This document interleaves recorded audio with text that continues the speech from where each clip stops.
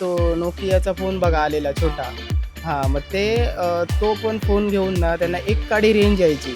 मग ते रेंजमध्ये येऊन त्या कस्टमरांना फोन करायचे आणि आमच्या गावामध्ये सगळ्यात मोठी मासेमारी होते आणि आमचं बीच त्याच्यासाठीच फेमस आहे, म्हणजे एकदम फ्रेश माशांसाठी. तो म्हातारीची चूळ म्हणून जो फेमस पॉईंट आहे ना, ते फवारा येतो वरून म्हणून तो व्हायरल झाला. तरी आम्हाला ₹50 मिळवण्याची ताकद आमच्याकडे कोणाचकडे नव्हती. जवळ 22-23 वर्ष झाली. एवढे पर्यटक यायला लागले की आम्ही खरोखरच आता पर्यटक व्यवसायामुळे आणि बोटिंगच्या व्यवसायामुळे आम्ही सुखी आहोत.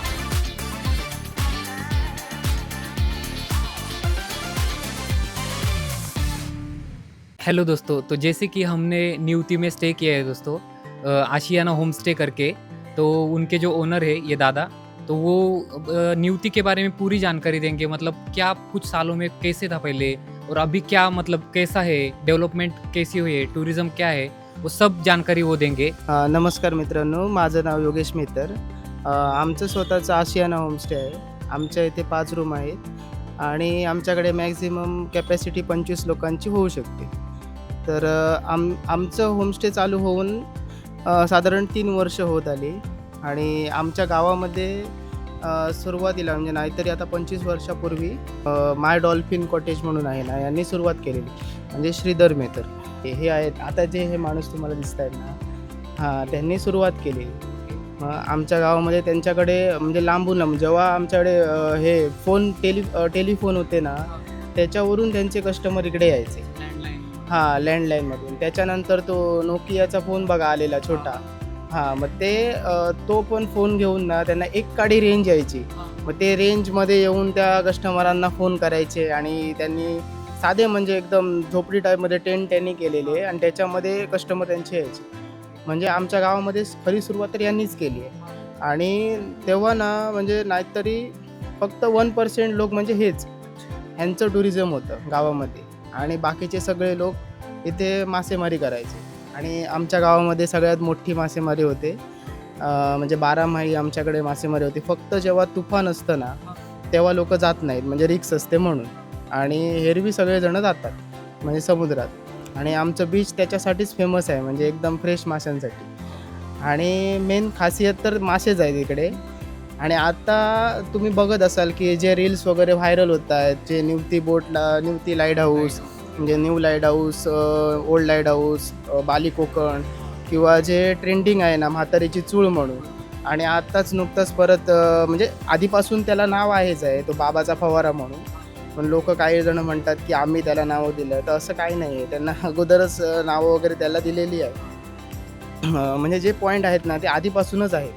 फक्त आत्ता म्हातारीची चूळ वगैरे कधीपासून लोकांना कधी माहिती झालं? तुम्हाला आधीपासूनच माहिती होतं का?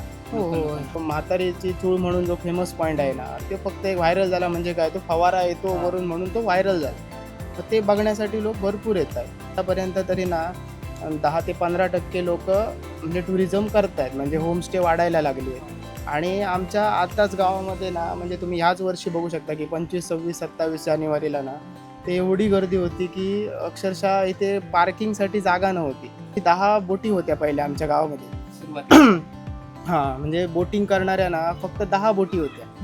आणि 10च्या म्हणजे तेव्हा 10 होत्या आणि आता किती आहेत माहिती आहे मला? जवळपास 100 क्रॉस झाले, म्हणजे खास बोटिंगसाठी. आणि लोकांचा प्रतिसाद पण चांगला आहे. लोकांची भाषा सुधारली, म्हणजे राहणीमान सुधारलं. आणि मेन म्हणजे प्रत्येक लोक ना असे हेल्पफुल आहेत, म्हणजे कोणाला मदतीला सगळ्यांना धावून येतात. म्हणजे कोणाला काय जर रूम वगैरे पाहिजे किंवा कुठे अवेलेबल होऊ शकतात, ही सगळी माहिती जी आहे ना लोक व्यवस्थित पुरवत आहेत. हां, म्हणजे सांभाळून धरून आहे थोडक्यात सांगायचं. समुद्राच्या किनाऱ्यावरच गाव आहे, तर मग त्याचा धोका पण असेल ना लोकांना, म्हणजे पाणी वगैरे येत असेल ना? तुम्ही किनाऱ्याला लागून बघा, एक गडगा आहे. त्या गडग्यापर्यंत पाणी येतं. त्याच्या या साईडला कधी आलं नाही. फक्त तोक्ते वादळ झालेलं ना तेव्हा फक्त आलेलं, तेव्हा भरपूर पाणी वगैरे झालेलं. आणि सुनामी चाललं तेव्हा पण आलेलं. सुनामी झाल्या त्याच्यानंतर हा गडगा बांधण्यात आला. त्याच्या अगोदर नव्हता. अगोदर सर्व वाळूच होती. आम्ही लहान होतो तेव्हा डायरेक्ट वाळूवरती जाऊन डायरेक्ट आतमध्ये खेळायचो वगैरे. हो असं. आणि आता म्हणजे जेव्हा तोक्ते वादळ झालं ना तेव्हा त्याचा मेन पॉईंटच न्यूती होता. तेव्हा संपूर्ण समुद्र एकदम खवळलेला होता. जवळपास 120च्या वेगाने वारे वाहत होते. आणि झाडं वगैरे होती ना, म्हणजे माडाची झाडं वगैरे ते भरपूर होती. नाहीतरी 100-1 तरी माड पडले असतात पूर्ण निवतीमध्ये. हां, जास्त मग करून घरांमध्ये पाणी वगैरे असं काही आलेलं. म्हणजे ज्या किनाऱ्याच्या साईडनं जेवढी घरं आहेत ना, त्यांच्या म्हणजे वरच्या वाडीत खास करून लोकांच्या घरामध्ये पाणी आलेलं आहे. म्हणजे फ्रीज वगैरे लोकांचे होते ना, त्याच्या लेवलला आलेलं आहे म्हणजे घरात पूर्ण. खूप नुकसान झालं. हां, नुकसान वगैरे भरपूर झाले. नुकसान भरपाई पण भेटली बऱ्याच जणांना. थँक्यू. दोस्तों अभी हम देवबाग बीच पे खड़े हैं और इस गांव में 2004 से पहले क्या था और अभी क्या है, ये जो बदलाव है इसके बारे में ये अंकल हमें जानकारी देंगे। मी गणेश लक्ष्मण कुंभेकर, माझं आता वय 60 आहे. 2004मध्ये जी यावेळी सुनामी आली त्यावेळी आम्हाला 50 रुपये मिळवण्याची ताकद आमच्याकडे कोणाचकडे नव्हती. आपल्याकडे बोटी नव्हते. 2004मध्ये कोणाचकडे बोटी नव्हते. हा बोटीचा प्रकारही नव्हता, रिसॉर्टही नव्हती, काहीच नव्हतं.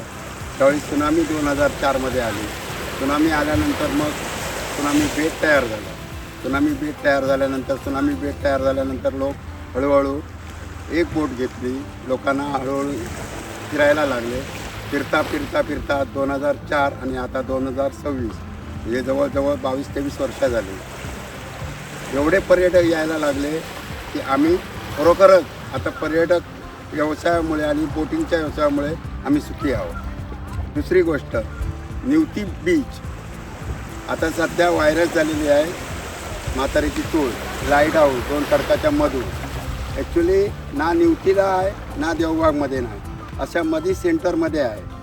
आणि ती निवतीवाले बोटिंग करतात, आम्हीसुद्धा बोटिंग करतो. पण आम्ही सगळे पॉईंट 13-14 पॉईंट आम्ही गोल्डन रॉक, निवती रॉक, म्हातारीची चूळ, लाईट हाऊस, 2 खडकाच्या मधून, ब्रिटिश कालचे लाईट हाऊस, आता सध्याचं लाईट हाऊस, हे सगळे प्रकार आम्ही सगळे लोकांना दाखवतो.